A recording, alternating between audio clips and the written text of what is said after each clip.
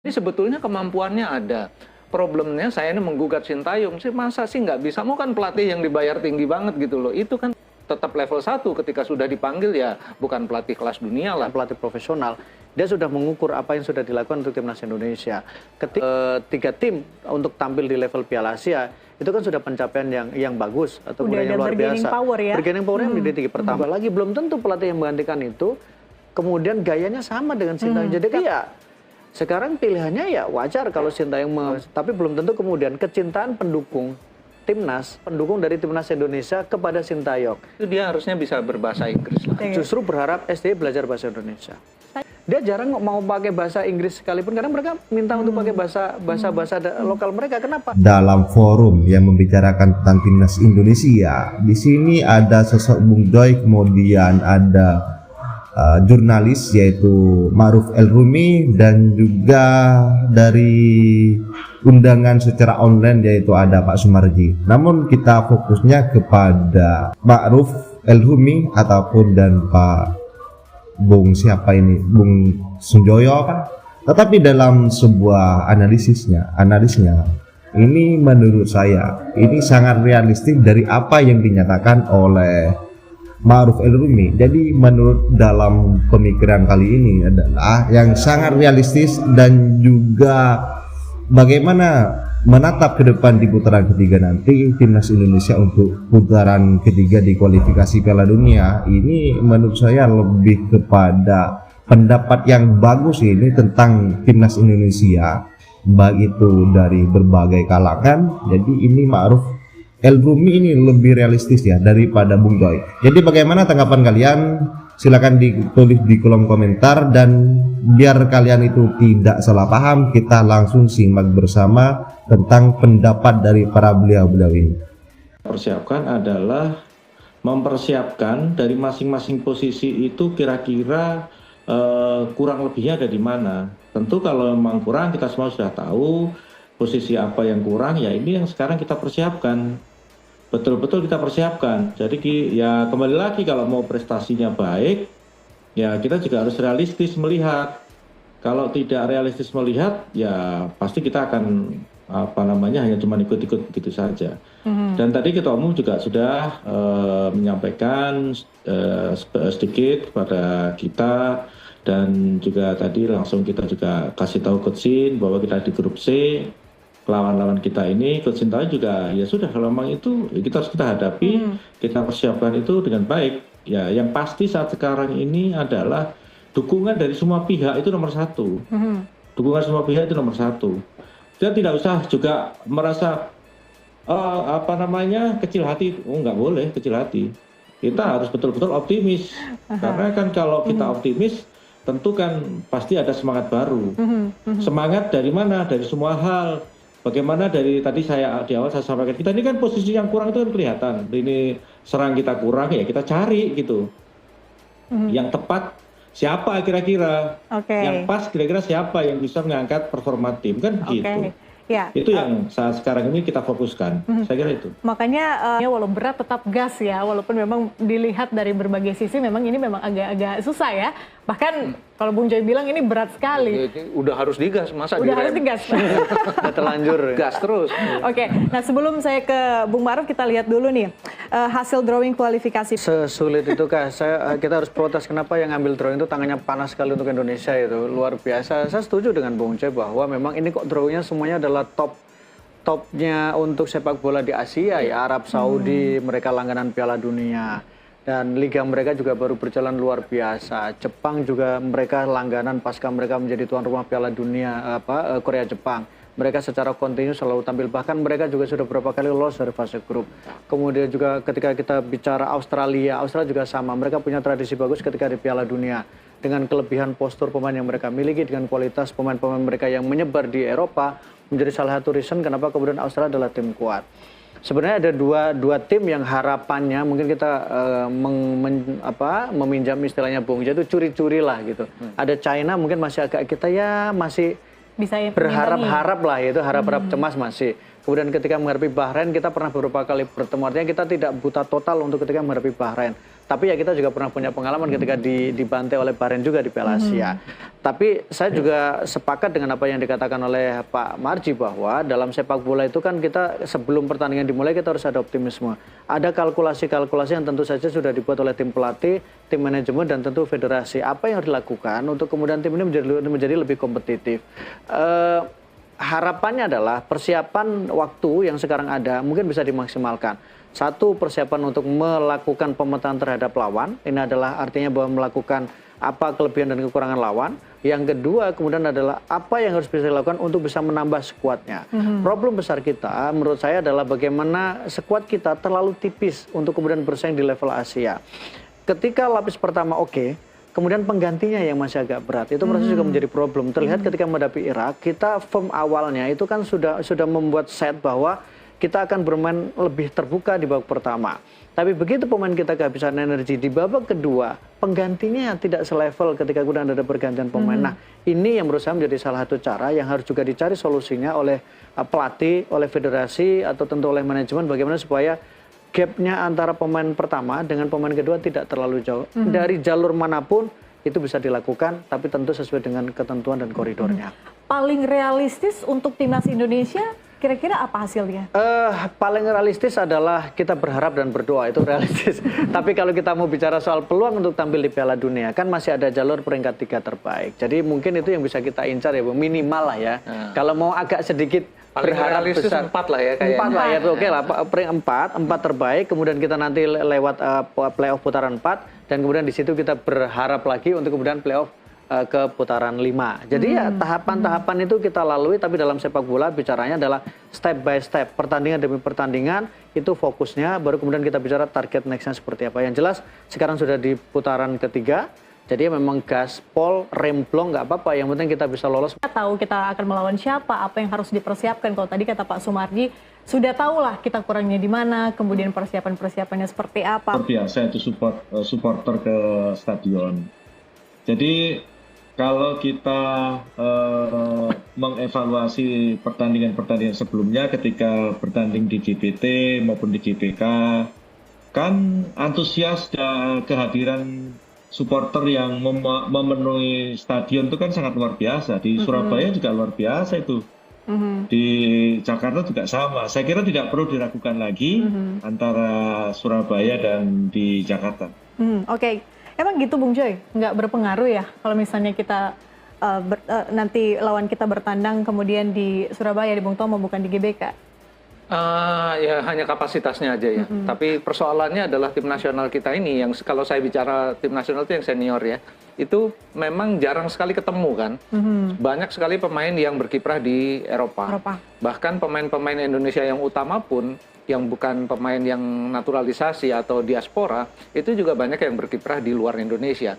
Persoalannya adalah tim ini sebetulnya backbone-nya sudah ada, bentuknya sudah ada. Problemnya selain yang dibilang Ma'ruf tadi, pelapis keduanya tidak selevel, juga mereka jarang sekali berkumpul untuk mematahkan chemistry-nya tuh kadang-kadang kalau udah lama nggak ketemu kan beda lagi gitu loh. Kemarin pun Sintayong kan mencoba ketika lawan Filipina, Turkmen yang Irak, uji coba itu, dia kan masih mencoba-coba juga karena udah lama nggak ketemu pemain-pemain itu. Jadi memang pelatih sekelas Sintayong sekalipun ketika pemainnya udah lama pisah lalu ketemu lagi, dicoba lagi. Apakah skema yang dia rencanakan tuh bisa jalan dengan walaupun orangnya sama, posisinya sama, tapi kalau dicoba dan sampai Indonesia PSSI itu mengumpulkan pemain hanya kalau ada FIFA Matchday saja. Karena itu memang kalau ada FIFA Matchday itu kan FIFA rankingnya akan terpengaruh. Tapi di luar FIFA Matchday pun menurut saya mereka harus bertanding melawan tim-tim yang levelnya mungkin lebih tinggi. Ya, supaya mereka punya kesempatan untuk bisa ketemu lawan-lawan, karena kan ini semua levelnya lebih tinggi semua dari Indonesia, udah pasti itu. Ya, Jepang lah, Arab Saudi lah, Australia, Bahrain, itu Cina sekalipun levelnya lebih tinggi gitu. Kalau nggak ketemu tim yang lebih tinggi, kapan punya kemampuan untuk beradaptasi melawan tim yang levelnya lebih berat? Australia kemarin seperti Ma'ruf bilang, kemarin di Piala Dunia hampir aja ngalahin Argentina kan, gitu loh. Jadi memang tim ini butuh kumpul lebih lama. Nah, problemnya tim itu kumpul itu butuh biaya. Tapi Pak Erick Thohir pasti punya biaya lah untuk itu. Dan butuh manajemen timnas yang menurut saya sangat Di level tim-tim profesional atau seperti timnas misalnya Prancis, Inggris kan mereka backbone-nya sama, mereka belajar sepak bolanya sama. Sementara kalau kita ini kan agak berbeda. Pemain-pemain yang menjadi backbone atau tulang punggung sekarang ini untuk timnas senior itu kan memang pemain yang mereka belajar sepak bola itu di Eropa. Mereka bermain perspektifnya Eropa dan mereka lebih banyak bermain dengan kumpul dengan orang-orang Eropa. Nah, ketika pemain Indonesia yang mereka dibesarkan kompetisi domestik kan mereka juga belajar adalah ala sepak bola di Indonesia. Jadi pasti butuh chemistry.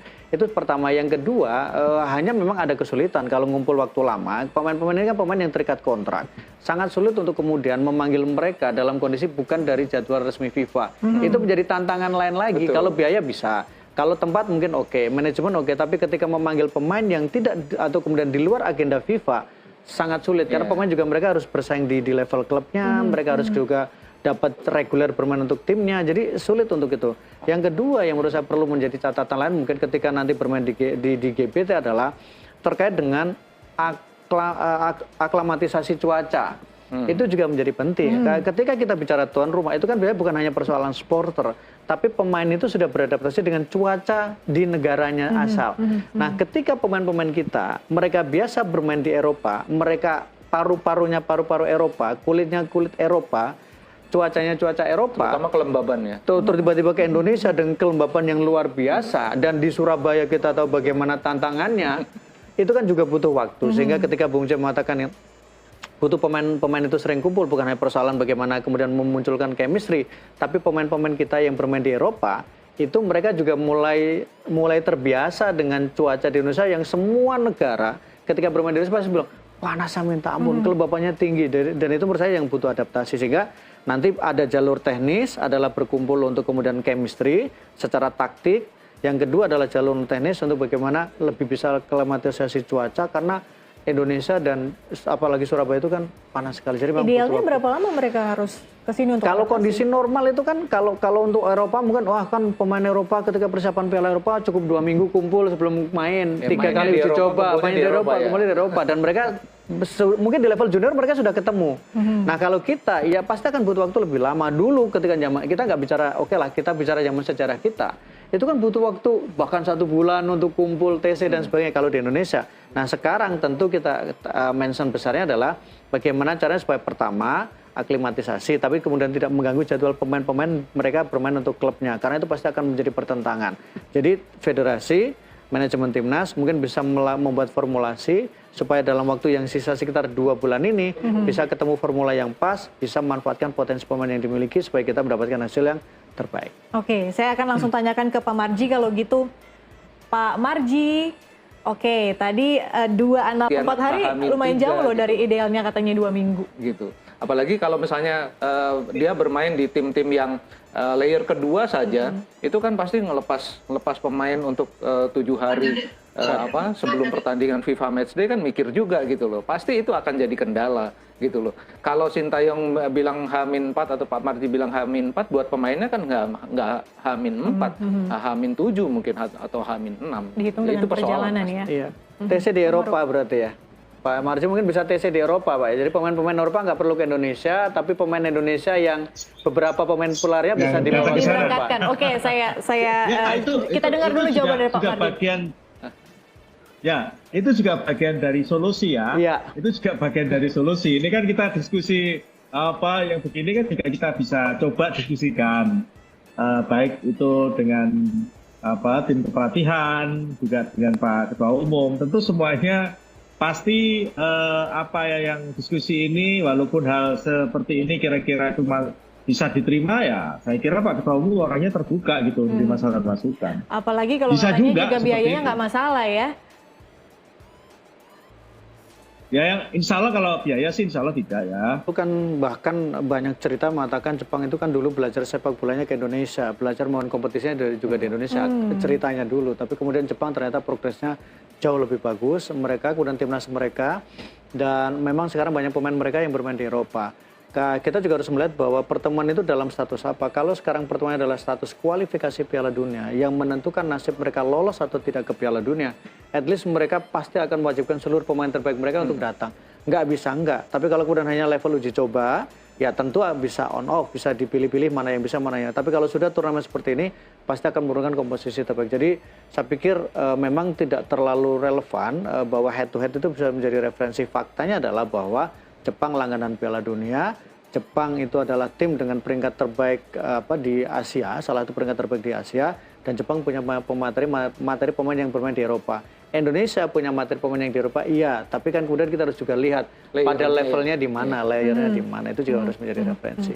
Ada Sudah kemudian berjalan, dan memang kita juga penjaga gawang juga menjadi salah satu sorotan ya. Kita tidak mengatakan bahwa penjaga gawang sekarang itu tidak bagus, karena dia juga dalam beberapa sequence dia juga berhasil menjadi penyelamat, entah itu penalti atau kemudian membawa Indonesia lolos melewati fase adu penalti, seperti ketika di timnas Piala Asia di Piala Asia Under-23 di kelompok umur bawah. Penyelamatan penaltinya membuat kita bisa lolos ke fase selanjutnya.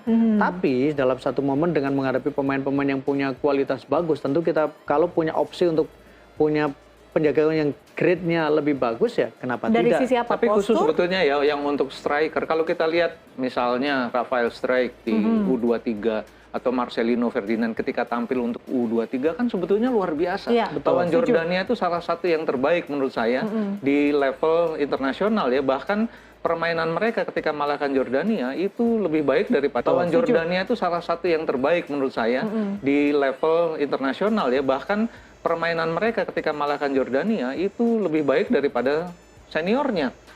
Flow-nya enak banget, mainnya tuh gembira banget, riang banget gitu, dan mereka bisa menciptakan gol-gol cantik. Jadi sebetulnya kemampuannya ada. Problemnya saya ini menggugat Sintayong sih, masa sih nggak bisa ngeluarin potensinya Struijk, nggak bisa Sananta, nggak bisa dikeluarin. Kamu kan pelatih yang dibayar tinggi banget gitu loh. Itu kan salah satu tugas dia untuk mengeluarkan potensinya.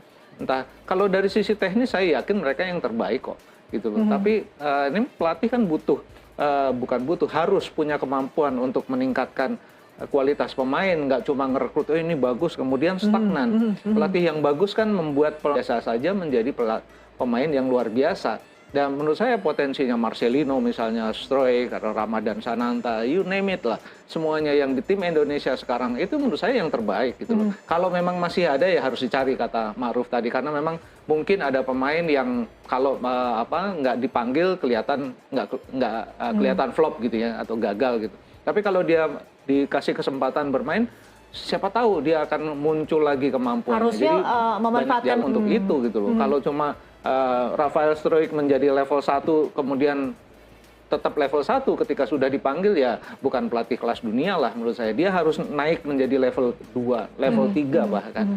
Oke, saya ingin mungkin tanyakan. mungkin kekurangan dia latih apanya, terutama finishing touch. Ya, gitu. Jangan terlalu dalam. Kita akan bahas soal Sintayong di segmen berikutnya. Pemirsa, tetaplah bersama kami segera kembali. Kita sering lah mendapatkan, sebagai jurnalis, kita sering mendapatkan isu-isu seperti itu ya, entah itu April Mop, entah itu tindakan dari beberapa orang yang iseng, kemudian sudah dikutip media, ya sudah selesai, karena waktu itu kan harus diganti. Tapi bahwa memang Sintayong kemudian meminta dalam tanda kutip kompensasi yang lebih tinggi, iya, pelatih profesional, dia sudah mengukur apa yang sudah dilakukan untuk timnas Indonesia. Ketika dia kemudian membuat timnas tiga tim untuk tampil di level Piala Asia, itu kan sudah pencapaian yang bagus atau kemudian yang luar biasa. Bergaining power yang menjadi tinggi. Pertama buat timnas senior untuk di Piala Asia. Belum lagi dukungan netizen. Terus kemudian kelompok umur Under-23 juga bermain di Piala Asia, bahkan hampir satu langkah lagi itu melangkah ke Olimpiade. Kemudian juga di kelompok umur 19 juga di Piala Asia. Jadi ini dia sudah beriannya sudah cukup tinggi, dan menurut saya itu juga memang karena faktor ketika awalannya negosiasinya itu tidak dari awal, karena kan selalu dibetul sulit kalau kemudian dalam perjalanannya 2 bulan kemudian ganti pelatih itu pasti akan sangat beresiko. Yang kedua, pemain-pemain ini kan memang pemain yang dipilih oleh Sintayong. Artinya dia adalah pemain yang kemudian firm dengan gaya Sintayong. Jadi pasti ini ketika ada pergantian pelatih ya akan mengubah lagi. Belum tentu pelatih yang menggantikan itu kemudian gayanya sama dengan Sintayong. Jadi kan menjadi lebih pelatihnya. Siapapun, karena pelatih itu kan punya karakteristik masing-masing, punya ego masing-masing, punya gaya masing-masing. Bahkan asisten pelatihnya pun tidak bisa copy paste terhadap pelatih kepala. Jadi ya sekarang pilihannya ya wajar kalau Sintayong meminta bahwa dia mungkin agak minta kenaikan, tapi jangan lupa menurut saya bahwa ini bukan berarti kemudian menganggap bahwa apa yang lain, tapi belum tentu kemudian kecintaan pendukung timnas yang diberikan oleh pendukung timnas Indonesia itu sebesar yang diberikan oleh pendukung dari timnas Indonesia kepada Sintayong. Dia boleh pindah ke Vietnam, tapi kecintaan itu mungkin tidak akan sebesar kecintaan timnas Indonesia. Dia boleh pindah ke Thailand, tapi dukungan kemudian bagaimana warganet tidak mungkin seheboh pendukung timnas Indonesia. Udah jadi belum netizen darling. Belum tentu juga dia akan menjadi bintang iklan kalau di luar Indonesia. Justru berharap STY belajar bahasa Indonesia. Tadi Dimanapun udah kita lihat Sintayong di luar banyak ada satu itu dia harusnya bisa berbahasa Inggris lah. Artinya kan direct comment. Waktu saya bingung waktu dia marah-marah di entah di Piala Asia atau dimanapun dia marah-marah tuh dia pakai bahasa apa karena pemainnya juga nggak ngerti. Kalau justru berharap STY belajar bahasa Indonesia. Tadi Dimanapun udah kita lihat, enggak lah bahasa Inggris. Itu baru cuma beberapa. Karena gini, ketika membawa nation itu kan berarti dia merepresentasikan sebagai nationnya. Banyak teman-teman wartawan itu kan cerita ketika ketika liputan Piala Dunia lah Bung Jo, atau Piala Eropa, ketika wawancara dengan pemain pemain misalnya dia TC untuk misalnya Prancis, dia jarang mau pakai bahasa Inggris sekalipun karena mereka minta untuk pakai bahasa lokal mereka. Kenapa? Karena itu bagian dari ketika membuat timnas itu kan tim nasional negaranya, nation yang dibawa. Jadi harapannya ya Sintayong ya. Iya, tapi Sintayong juga.